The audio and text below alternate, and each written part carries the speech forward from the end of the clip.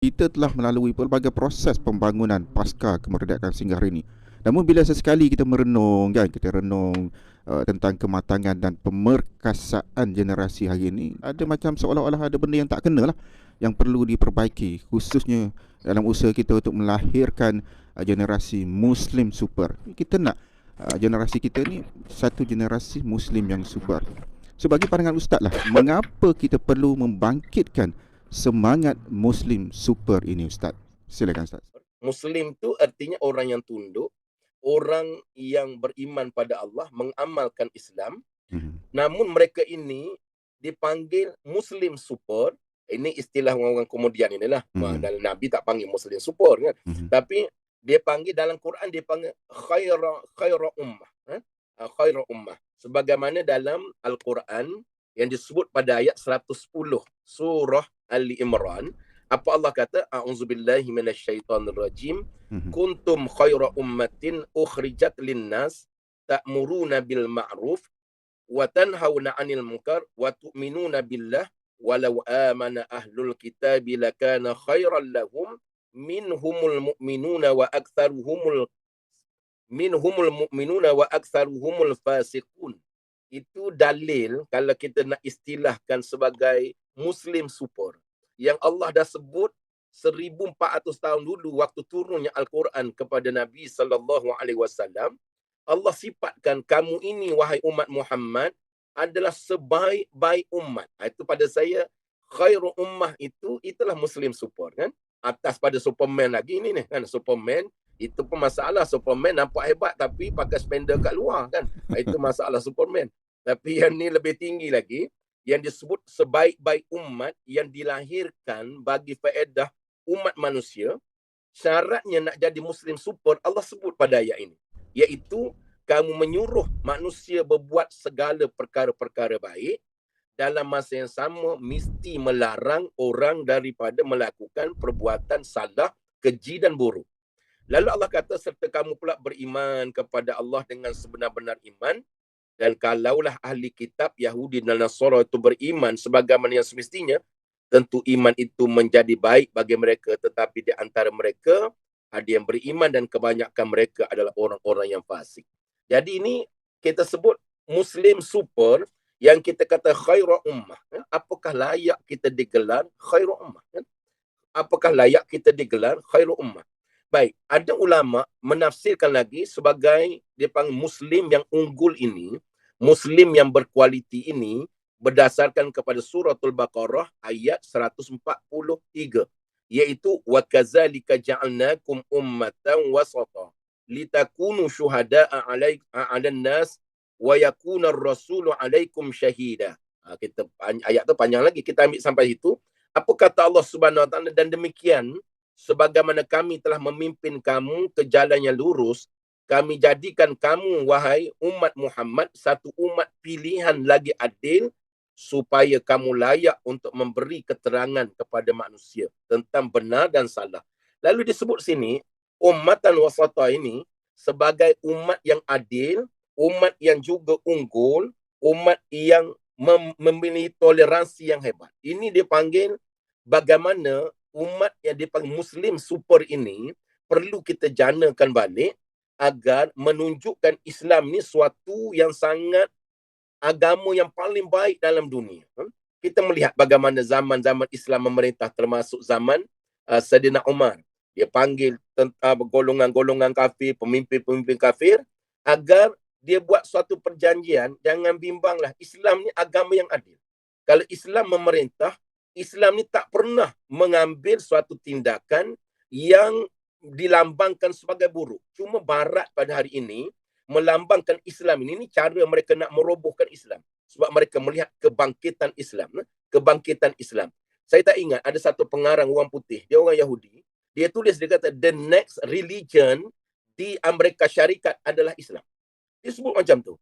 Dia kata, dengan keruntuhan akhlak, dengan kerosakan masyarakat, walaupun negara maju, tetapi runtuh.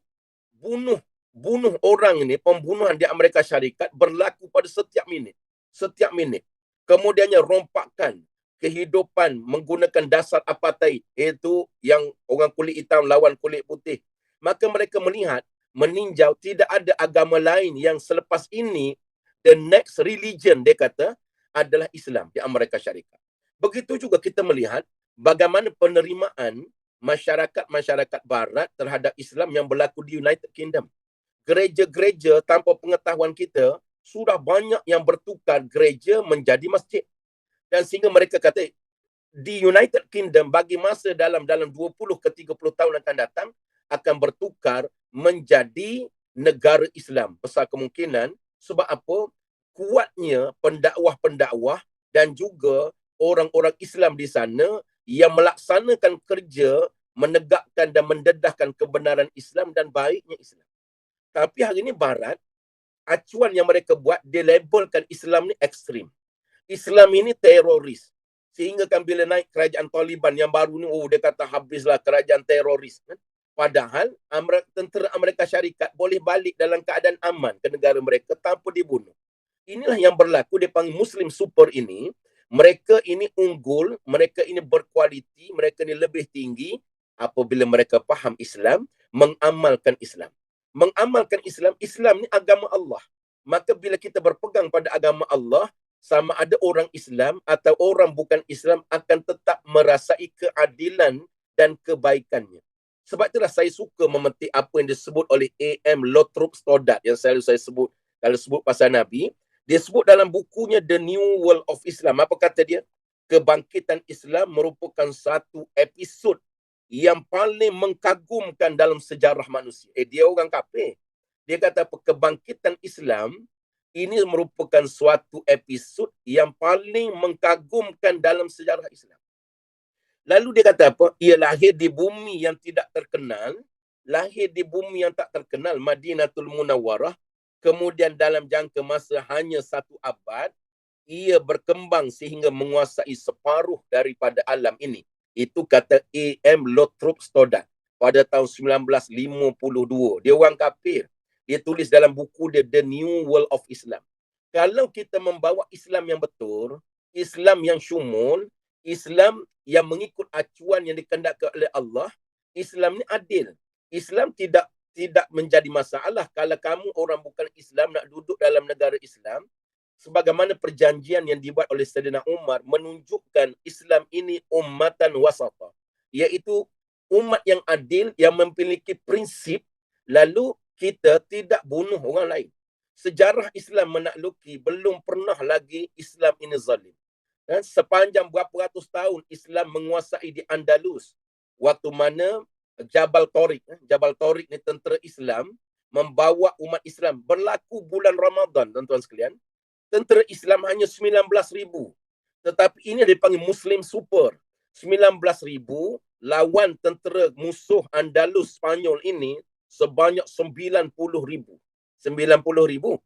Sehingga kan kita melihat bagaimana Jabal Tariq ini menggunakan suatu strategi membina tekanan kepada umat Islam dan tentera Islam. Sebab itu bagus pada saya kalau kita ada tekanan daripada sudut motivasinya. Bila ada tekanan baru kita boleh naik. Bila ada tekanan, macam air, macam belon, kalau kita tekan dalam air, kita lepas dia akan naik. Kita kalau ada tekanan, macam umat Islam di Thailand tadi, macam umat Islam di Palestin, bila ada tekanan ini akan membangkitkan Islam. Akan membangkitkan umat Islam menjadi umat super. Jadi Jabal Tariq ini bila sampai di Andalus, dia bakar semua kapal-kapal pelayaran mereka itu. Tentera tanya, wahai tuan, dengan apa kita nak balik? Lalu kata Jabal Tariq, kamu ada 2 pilihan saja. Sama ada berperang kerana Allah dengan tentera musuh yang ramai ini, sama ada kita menang ataupun kamu mati syahid. Pilihan yang kedua, kamu nak lari daripada medan perang, maka kamu akan mati di dalam laut, mungkin dimakan oleh jerung dan sebagainya. Sebab itu aku bakar semua kapal-kapal ini. Akhir tentera Islam berperang dengan sungguh-sungguh kerana mereka memahami perjuangan ini adalah untuk mengangkat, meninggikan agama Allah Subhanahu Wa Taala. Akhir sekali 19,000 lawan 90,000 menang.